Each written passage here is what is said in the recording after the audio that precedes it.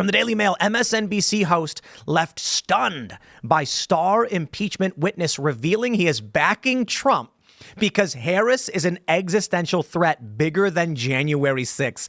I don't know if you guys saw this clip, but this was absolutely wild. It's important for you to say no more Trump because of his January 6th conduct. And do you stand by that? No, I don't stand by it, and I'll tell you why. I've now lived 4 years under the Biden-Harris policies, and I have to say that those policies are not only becoming an existential threat to our country's way of life, but to our allies as well. So when you, Ambassador, I'll let you finish, but this is so striking. You said it was a no for me after that January 6th. I did. And here we are right now. I did. And you're saying it's a yes for you. It is a yes for me. Wow. It is an absolute yes for me. That is how badly the Biden-Harris team have prosecuted their job. But the whole point you seem to be making was that January 6th and that kind of attack on democracy is bigger than any policy. I am seeing so many attacks on democracy that eclipse January 6th. So I want to ask Sarah.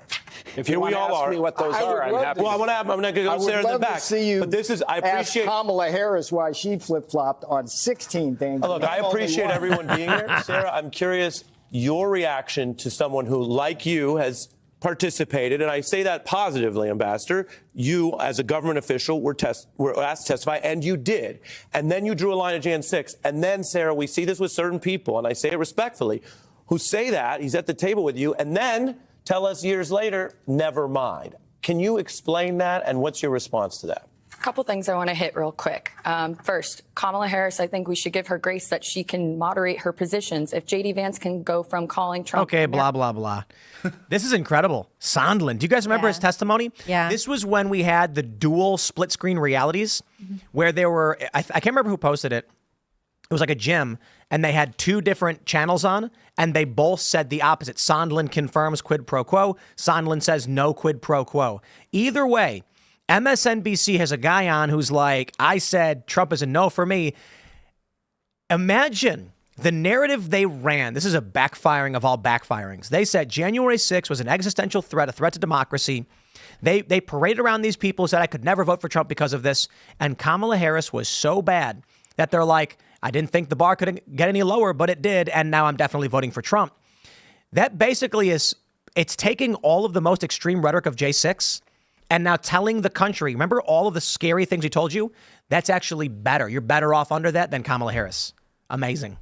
It is amazing. And I think, Sondland should be commended for publicly stating this. I think it would have been very easy for a lot of people who had sort of said one thing to then kind of disappear into the background and never address it. I think it's good to have people say, like, I maybe was critical of Donald Trump at one point, but this crisis, the crisis we are facing right now under the Biden-Harris administration, is so bad that we cannot pretend it's not an attack on democracy, that people are not suffering because of this. It's obviously funny to watch the MSNBC host be like, stop talking, Sarah, you tell me something else. Because I think there is this expectation that once you have like walked away from the conservative party or the Republicans or whatever, that you were never going to go back. And that's why right now the Kamala Harris administration is like, we got Dick Cheney. Look at all these great Republicans. Like Adam Kinzinger spoke at our convention. Oh, dude, the debate. I know I said it yesterday, but J.D. Vance is like, we got a great coalition. We got RFK Jr., Tulsi Gabbard here. And then Tim Walz is like, we got Bernie Sanders and Dick Cheney. Right. Like, wow, that's nothing. And Taylor Swift. You can have and that. Taylor Weird. Swift. It's interesting, too, though. You notice this is on MSNBC, and James O'Keefe came out with an undercover report today showing a guy, one of the producers at MSNBC, saying that MSNBC has will do everything they can to help Kamala win the election, that they have dumbed down their viewers over the past few years and really narrowed their focus, and that this has all essentially been done intentionally to maintain a Democrat stronghold. It's sort of obvious. We all know it, but it's still pretty amazing to get that kind of transparency. Do we think that the host knew Sondland was going to say this, or was it a shock to him? What do we think? I think it was a shock. Yeah, I think so too. Yeah, because obviously we need more of this because these are the types of people's points of view that will change voters' minds. Absolutely. Navarro, of course, I'm fairly certain he will be in the next Trump administration, and he's going to defend Donald Trump. He's a good dude. Totally.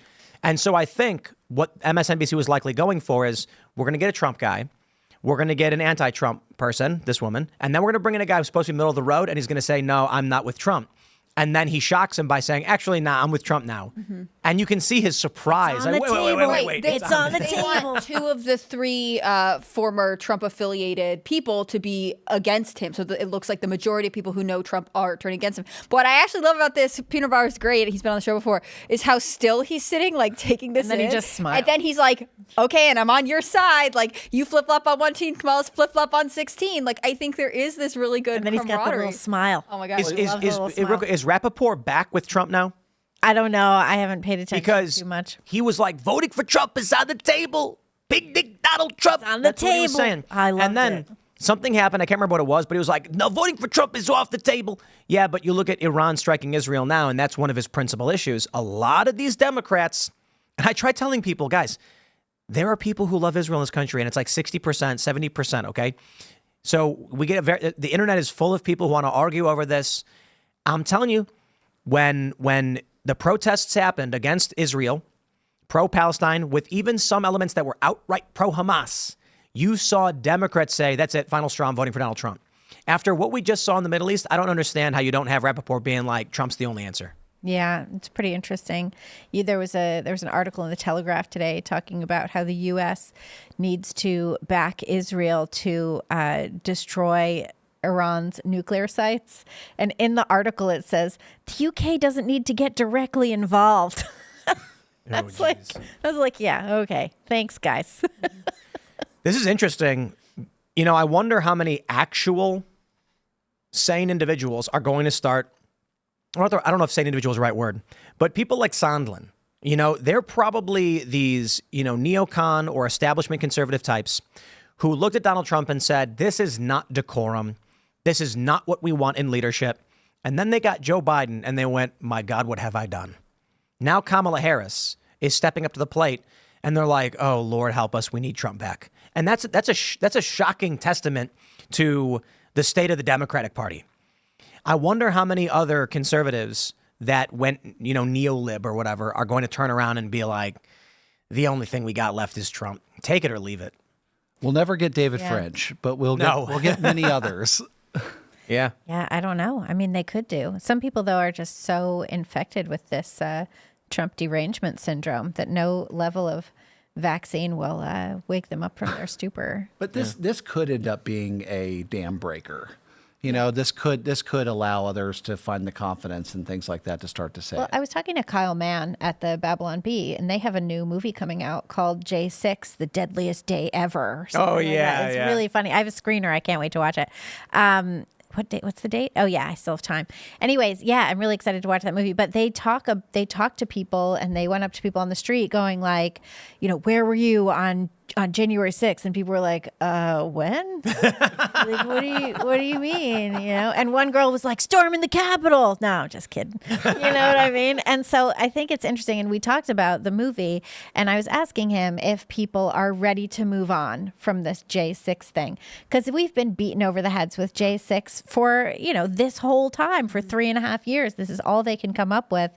Meanwhile, there's political violence episode after political violence episode coming from the left. So maybe Americans are ready to move on. You know, RFK Jr. spoke about January 6th and how that had been a concern for him, but it's more important to actually have freedoms and to have, you know, make America healthy again and all that stuff. So I think Americans are ready to move on from J6. There was one person killed. It was a Trump supporter. She was a Trump supporter. Ashley Babbitt? Ashley Babbitt. And we have seen so many worse things since then. And Walls brought this up, right? That January 6th was so awful or whatever else. And many police officers were attacked and some later died. But he didn't talk about the American citizen who died during this.